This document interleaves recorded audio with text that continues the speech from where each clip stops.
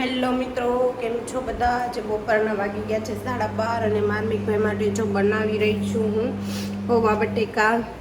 મતલબ બટેટું તો નથી એટલે ટમેટા ડુંગળીને પૌવા.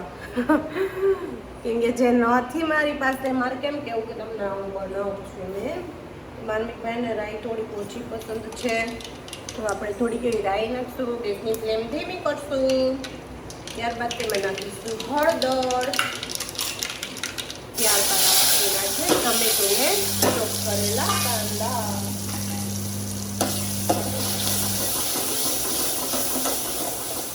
અને હવે આપણે આપણા વઘારને એકદમ સારી રીતે હલાવી લઈએ અને એને પાકવા દઈએ.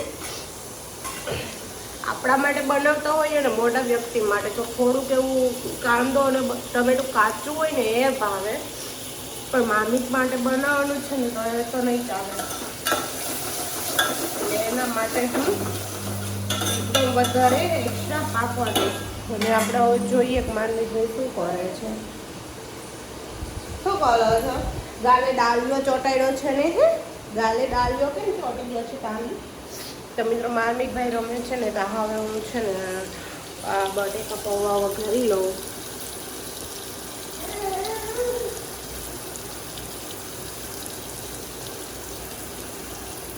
આપણા બટેટા પૌવા મિત્રો વઘારાય છે. આમાં હું બીજું કાંઈ જ નાખીશ નહીં. માર્મિકભાઈ જેવા ખાશે ને એવા આજે તો મારે ખાવાના છે. કેમ કે માર્મિકભાઈને મજા નથી તો એક ટાઈમ ખીચડી ને એક ટાઈમ પૌવા બટેકા ને એક ટાઈમ દાળ ભાત ને એવું બધું અલગ અલગ આપું છું. કેમ કે એમને હમણાં કંઈ ભાવતું નથી બીજું. તો ત્યારબાદ એમાં આપણે નમક નાખી દઈશું પૌવામાં. બસ બીજું કાંઈ નહીં. કેમ કે ચટણી તો ના નાખી શકું ને, નાનું બાળક છે તો ચટણી તો ખાઈ નહીં શકે. પણ બહુ ગરમી થવા લાગી છે ને આખો ખબર છે આનો સમય રહે ને એટલા માટે મારે દરવાજો ખોલવો પડશે. અને આ છે આપણો મેઇન ગેટ. જે લોકોએ ન જોયો હોય એ જોઈએ. એને ગાડી પાર્કિંગમાં પડી છે.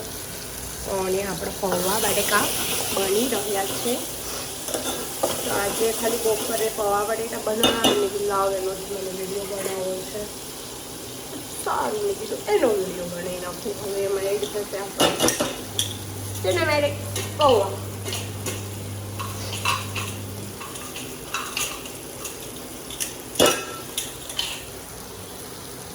તો પૌવા એડ કરીને ગેસની ફ્લેમ ધીમી કરીને હવે પૌવાને હલાવીને સારી રીતે મિક્સ કરી લઈશું અને પછી ખાઈ લઈશું મિત્રો.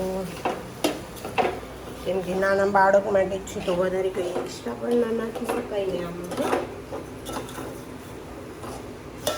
તમારે જેને પણ પૌવા બટેકા ખાવા હોય ને આવી જાવ મિત્રો. પૌવા બટેકા નહીં સોરી કાંદા અને બટેકા નહીં, કાંદા ટમેટા અને પૌવા. ઓકે.